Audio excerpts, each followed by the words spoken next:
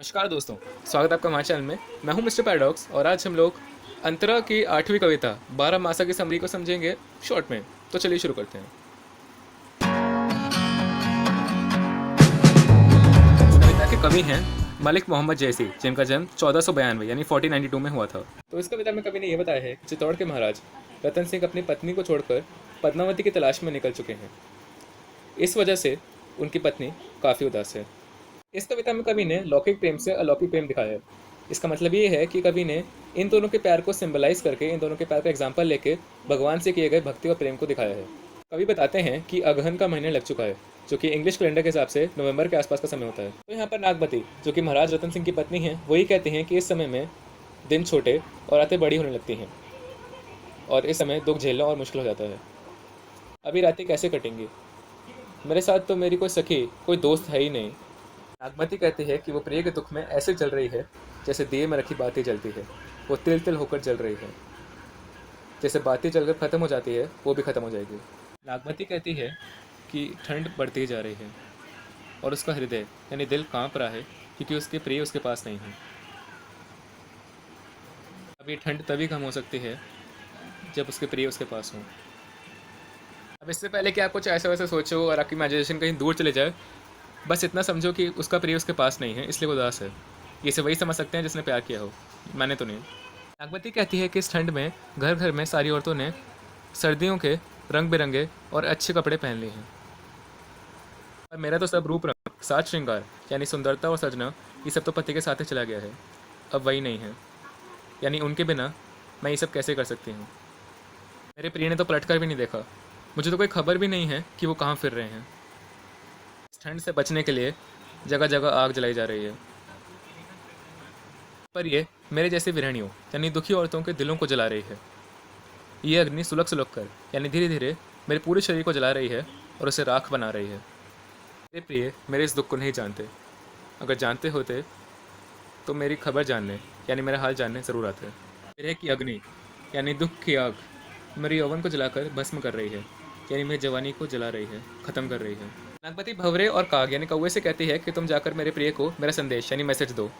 तुम्हारी पत्नी नागमती दुख की आग में जलकर भस्म हो गई और उसकी आग से जो धुआं निकला उससे हमारा शरीर काला हो गया। यानी वो कौवे और भंवरे की मदद से अपने प्रिय को संदेश भेजना चाहती थी। नागमती कहती है कि पूस का महीना आ चुका है, जो कि इंग्लिश कैलेंडर के हिसाब से जनवरी का समय होता है। नागमती कहती है कि समय इतनी ठंड पड़ती है कि पूरा शरीर थर थर काँपने लगता है। कहती है कि ऐसा लग रहा है जैसे सूरज भी ठंडा हो चुका है और दक्षिण दिशा यानी साउथ की ओर जा चुका है। साउथ में जहाँ पर काफ़ी गर्मी पड़ती है, वहाँ पर शायद वो खुद को तपा रहा है यानी गर्म कर रहा है। नागमती कहती है कि मेरे प्रिय तुम कहाँ हो, मेरे पास आ जाओ, मुझे तुम तक पहुँचने का कोई रास्ता नहीं सूझ रहा यानी कोई रास्ता नहीं समझ में आ रहा। ठंड ने तो मानो काफ़ी खतरनाक रूप ले लिया है। नागमती कहती है कि ये सौर यानी रजाई भी अब हल्की लगती है और ये ठंड दूर नहीं जाती है। इस ठंड की वजह से मेरा बिस्तर भी ठंडा है।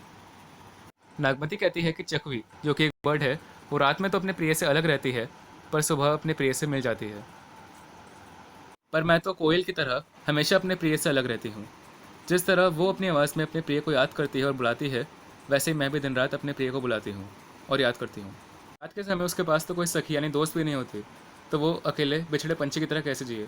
यहाँ नागमती कहती है कि विरह रूपी बाज उसे देख रहा है, यानी दुख किसी बाज की तरह उसे देख रहा है और उसे जीते जी खा रहा है और मरने के बाद भी उसका पीछा नहीं छोड़ेगा। नागमती कहती है कि इस दुख की वजह से उसके शरीर का सारा रक्त यानी खून आंसुओं के रूप में बह गया है, शरीर का सारा मांस गल गया है और जो हड्डियां बची हैं वो सूख कर किसी शंख की तरह सफ़ेद हो गई हैं।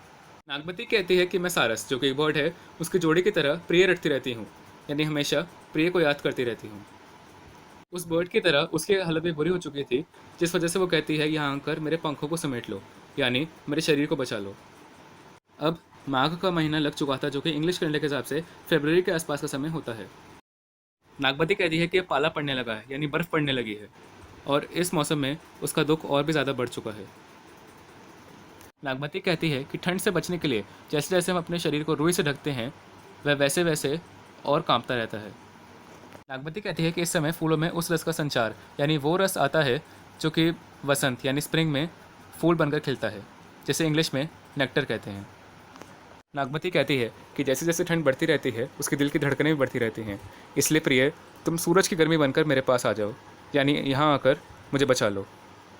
नागमती कहती है कि प्रिय, तुम्हें भंवरे की तरह मेरे यौवन यानी जवानी के रूप में खिले फूल से रस लेने के लिए आ जाना चाहिए, यानी यहाँ पर मुझे बचाने के लिए आ जाना चाहिए। और इसी समय भंवरे उन फूलों पर आते हैं और उस रस को लेते हैं जिससे वो जिंदा रहते हैं। नागमती कहती है कि मेरी आंखों से जो आंसू बह रहे हैं वो बिल्कुल किसी बारिश की झड़ी की तरह लग रहे हैं, यानी मेरी आंखों से जो आंसू बह रहे हैं वो बिल्कुल किसी बारिश की तरह गिर रहे हैं। इसी वजह से लगातार रोने से मेरे कपड़े भी गीले हो गए हैं। अभी ठंड मुझे किसी बाण यानी तीर की तरह चुभ रहे हैं, और जब आंसू गिरते हैं तो ऐसा लगता है जैसे ओले गिर रहे हों। नागमती कहती है कि ना वो कोई श्रृंगार कर सकती है यानी सज सकती है, और ना ही कोई रेशमी कपड़े पहन सकती है। यहाँ तक कि उसने गले में कोई हार भी नहीं पहना, क्योंकि वो तो खुद हार की डोरी की तरह पतली हो गई है। नागमती कहती है कि उसका शरीर बिल्कुल किसी तेज़ हवा में पेड़ की तरह मूव कर रहा है और इधर उधर डोल रहा है, यानी उसका शरीर काफ़ी कमज़ोर है और खुद को संभाल नहीं पा रहा है।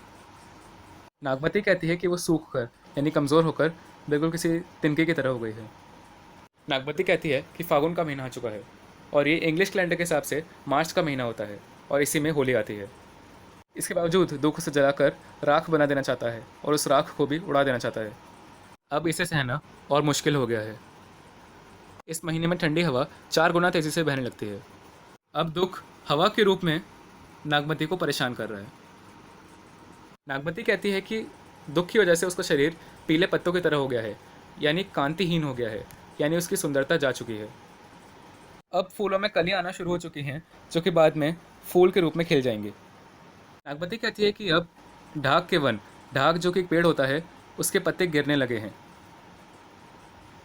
पेड़ों से पत्ते गिर रहे हैं और पेड़ों की डालियां पत्तों रहित यानी बिना पत्तों के हो गई हैं, क्योंकि ऑटम का सीज़न है।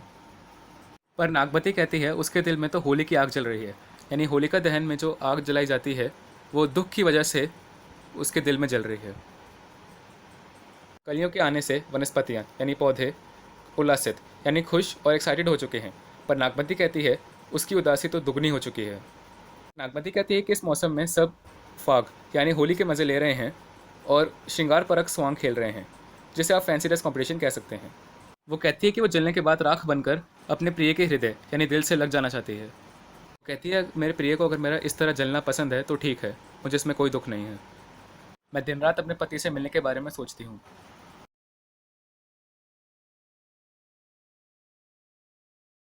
नागमती कहती है कि वो अपने शरीर को जलाकर राख बना देना चाहती है, और चाहती है कि हवा उस राख को उड़ाकर उसके प्रिय के रास्ते में छा दे, ताकि वो उस पर चले और वो उनके चरण स्पर्श कर सके यानी उनके पैर छू सके, जिससे आखिरकार वो उनसे मिल सके। दोस्तों, हम इस पोएम से क्या सीख सकते हैं?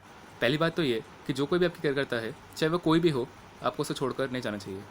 साथ ही उन्हें बताना चाहिए कि आप भी उनकी केयर करते हो।